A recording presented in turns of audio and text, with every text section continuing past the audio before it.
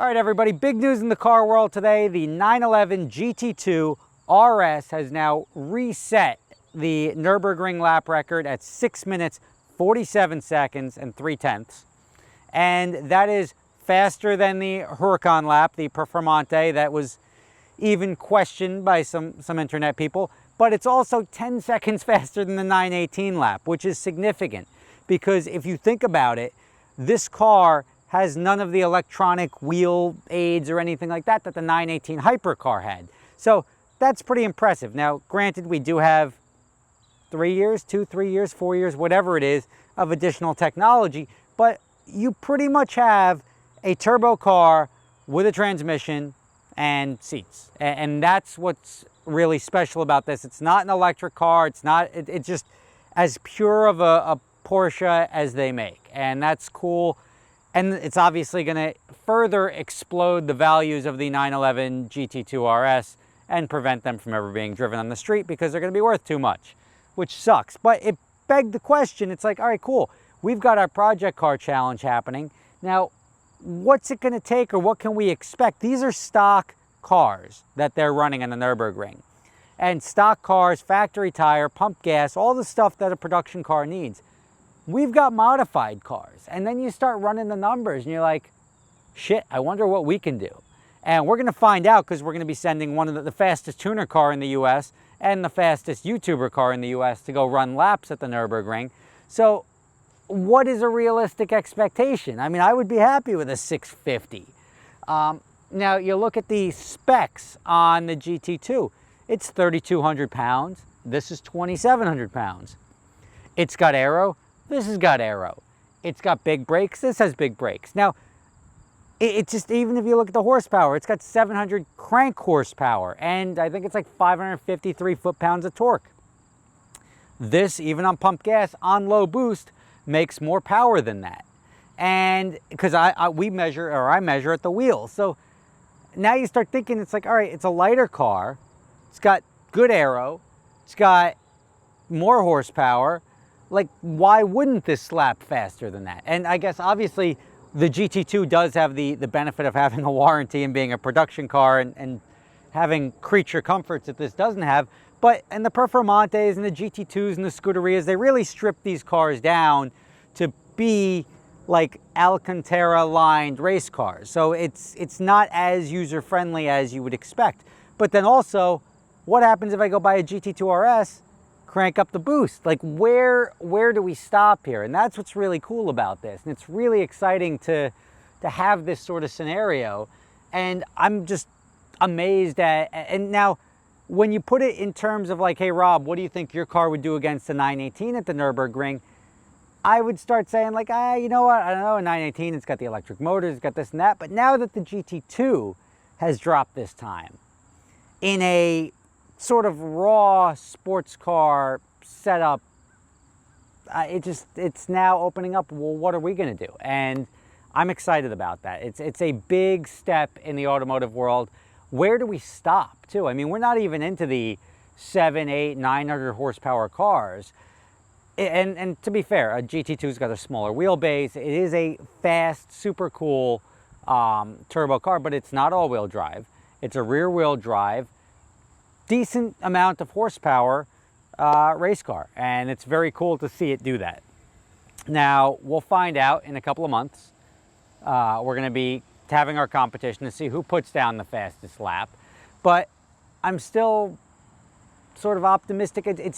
You never want to be the Babe Ruth. You never want to be like, that's where it's going, buddy.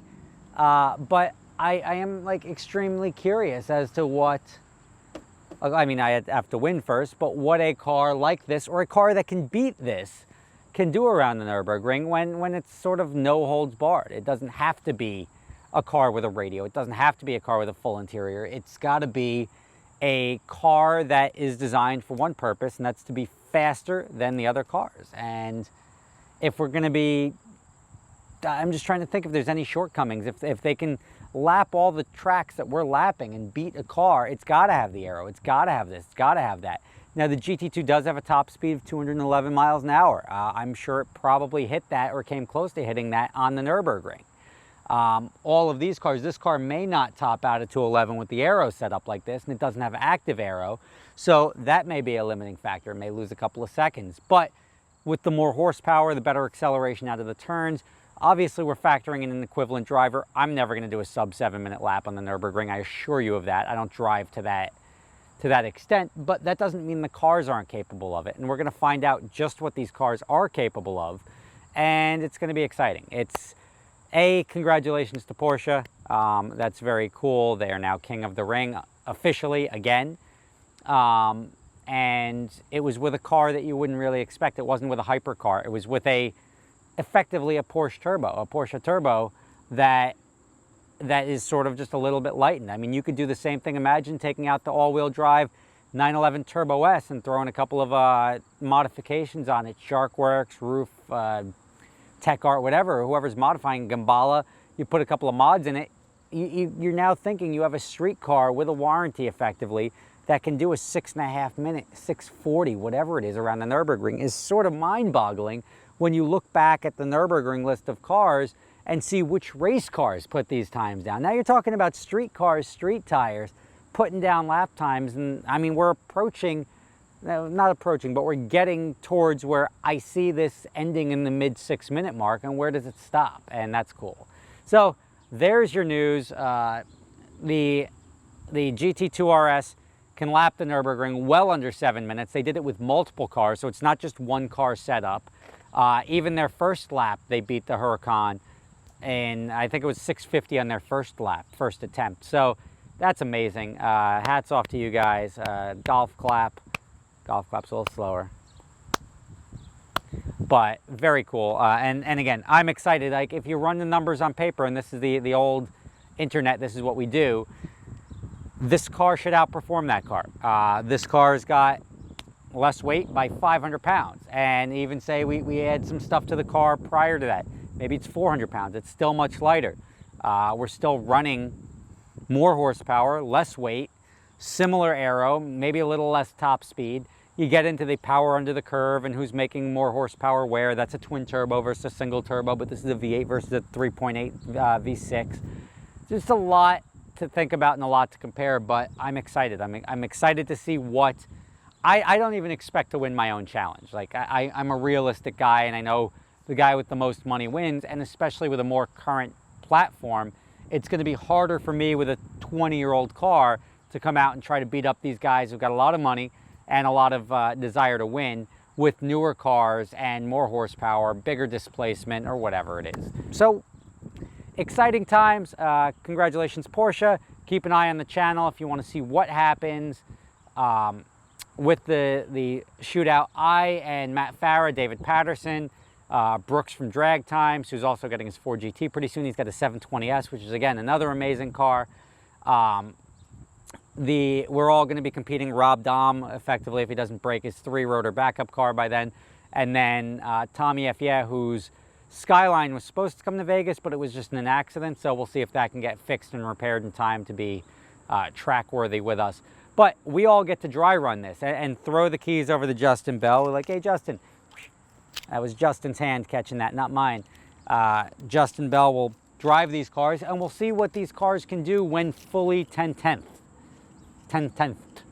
if that makes sense. So I'm excited. You guys should keep watching if you're enjoying it. Even if you don't want to enjoy it, you just want to watch us all blow our cars up and cost us a lot of money.